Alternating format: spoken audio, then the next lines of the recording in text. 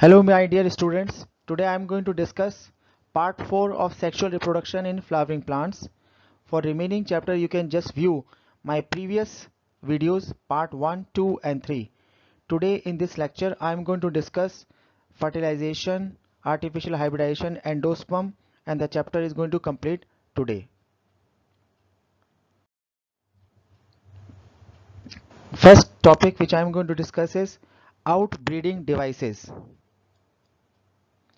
Whenever self-pollination continued occur in the plants, it will result in the inbreeding depression. Plants have developed to discourage this self-pollination and encourage the cross-pollination. The devices are: first is self-sterility. Self-sterility means unable to reproduce. Whenever the pollen grain of a flower do not germinate on the same flower because of the presence of self-sterile gene. It means the sterile means unable to reproduce, so the pollen grain of a flower do not germinate on the same flower. Example is tobacco and potato. The next is hetero style. Hetero means different, style means the height. In this, different heights of the style and stigma prevent self-pollination. Example is primula. You can see in the anther or the stigma have got the different height, and whenever the different heights are there in the second diagram, also the different heights of both the male and female are different. It prevents the self-pollination.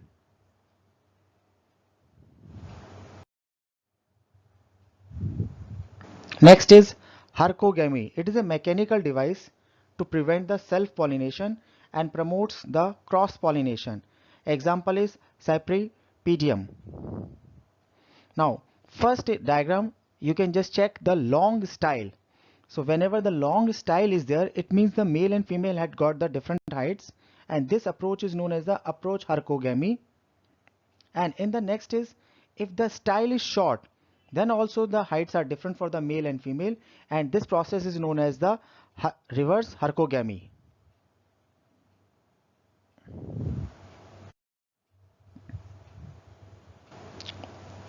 Now we are going to discuss artificial hybridization. It is a man-made. It is an artificial crossing in which two different plants having good traits are crossed to obtain the superior variety. Now you can just check in the first diagram the stigma and the stamen of two different flowers are there, and both are going to be transferred. Now in this next diagram you just check the pollen transfer is going to be taken place, anther is removed, and you will get a new variety, and that is a man-made and called the artificial hybridization.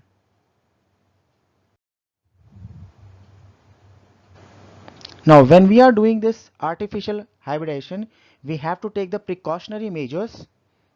These are: first is the emasculation. Now in this method we have to remove the stamen at the bud stage of the female parent to eliminate the chances of self-pollination. Now just in the diagram you can check, we are going to remove the stamen to prevent the self-pollination.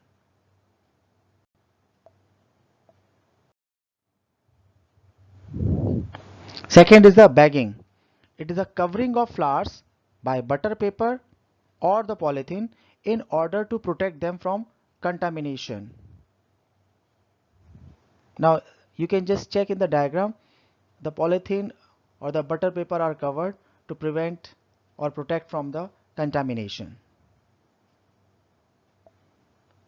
And now the another one is, if female parent produces only the unisexual, only one type of flower, there is no chance or there is no need of emasculation. Emasculation is applicable only for the bisexual flowers.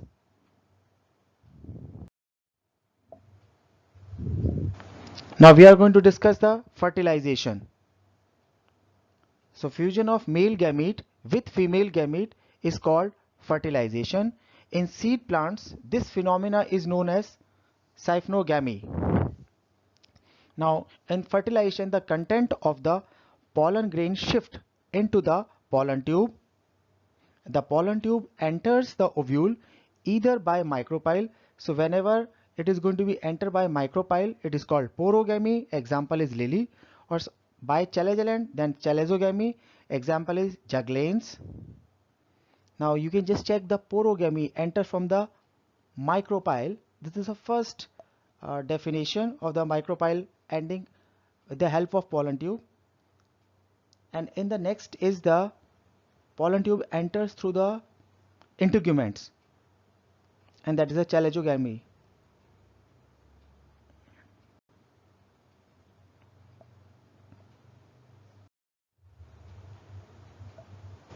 The pollen tube can also enter through the integuments, that is a mesogamy. Example is cucurbita.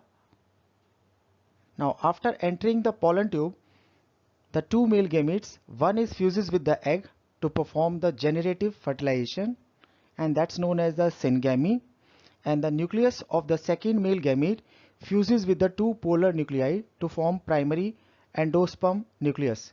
This fertilization is vegetative fertilization, and the whole act is called double fertilization.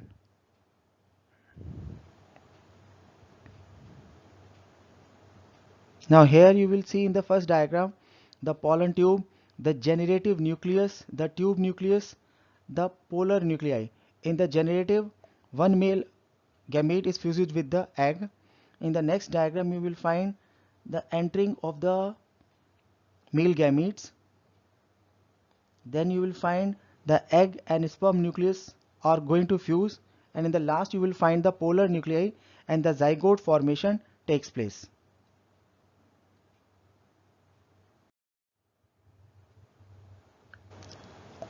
After the fertilization, the post-fertilization events includes the flower begins to fade, and petals, stamens and styles are wither away. It means they are going to degenerate.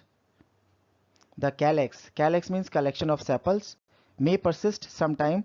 Example is potato, tomato and brinjal, or show the growth.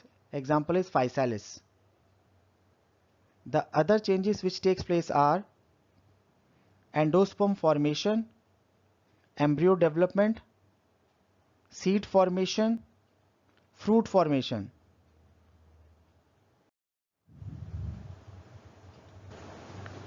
Now after this we are going to discuss the endosperm formation. In angiosperm, endosperm is developed after vegetative fertilization, and depending upon the mode of its formation, it is of three types. First is nuclear. The primary endosperm nucleus, the PEN, divides repeatedly without any wall formation. It means the nucleus divides but there is no formation of the wall, and it produces a large number of free nuclei. Example is maize, wheat and rice. The second is cellular. The division of nuclei of PEN is followed by cytokinesis. Cytokinesis is the division of cytoplasm. Example is balsam and datura. The third is halobial. The first division of PEN, primary endosperm nucleus, is followed by transverse cytokinesis to form the two-cell micropyle and the chalazole, and the further development in both the cells occur like the nuclear endosperm. Example is asphogalus. Now in the first diagram you will find free nuclear, the nucleus start dividing in the second diagram, and in the third diagram you will find many free nuclei present. The second is cellular, where you will find the first nucleus divide into two, but the wall formation start taking place, and in the third, nucleus and wall formation takes simultaneously.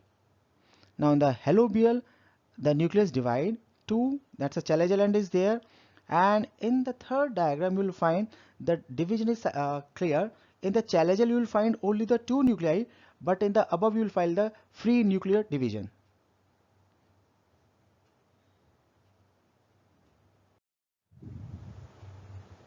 Now we are going to discuss the embryo development.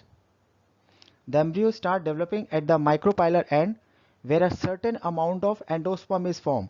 Embryo always require the nourishment that is provided by the endosperm. The early stages of embryo development are very much similar in both monocots and dicots. Monocots and dicots are the division of angiosperms. In dicot, zygote give rise to proembryo, and proembryo changes its shape into globular, heart-shaped, and ultimately the mature embryo. In monocots, the embryo has only one cotyledon, and that cotyledon is known as the scutellum.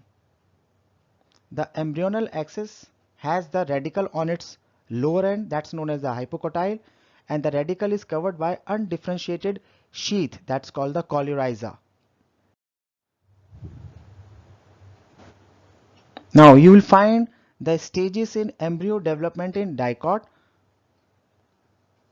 First you will find the zygote that start dividing, and you will find in the next diagram the globular shape embryo, and the shape of the embryo is going to be changed into the heart shape, and in the heart shape embryo you will find the suspensor also, and when the mature embryo start taking place, you will find clearly the radicle, cotyledon, and the plumule.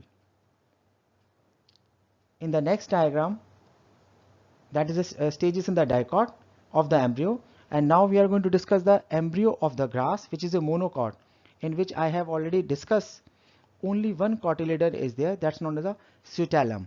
The other parts which are going to be seen is coleoptile, shoot apex, epiblast, radicle, root cap, and coryza. That is the diagram of the monocot.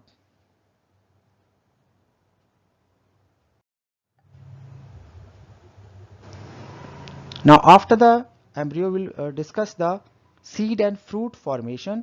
The growth of embryo leads to the formation of seeds. In some seeds the endosperm persists, it means the nourishment is there, and they are known as the endospermic or albuminous seeds. For example is castor and maize. In others the endosperm is completely eaten up. Such seeds are called non-endospermic or X-albuminous seeds. Example is pea, gram, etc. The integuments of the ovule get transformed into the seed coat. The outer one is called the testa, and the inner is known as the tegmen. Now non-endospermic and endospermic seeds are reflected over there. First is the broad bean, where endosperm was not there in the broad bean, but you will find the cotyledon, plumule, radicle, and in the next diagram you will find the maize. The endosperm is there, that's called as the endospermic seed or albuminous seeds, and rest of the part almost same there, plumule, radicle, and cotyledon. The difference between the two is only the endosperm. In maize you will find the endosperm, but in the broad bean you will not find the endosperm.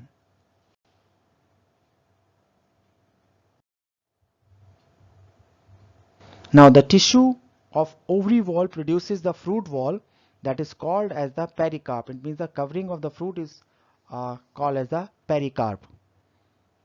In some cases the thalamus, the lower portion, and other floral parts show the development of ovary wall. These fruits are called false fruit. It means the ovary is not going to participate in the fruit formation. Example is the apple and strawberry. The fruit in which no part of the flower develops are called true fruits.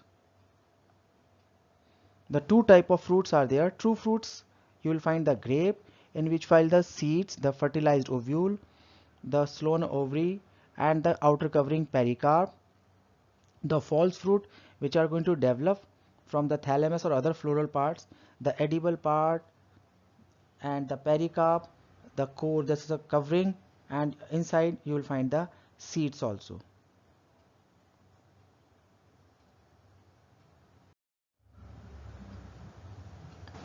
Now the last topic of this chapter is apomixis and polyembryony.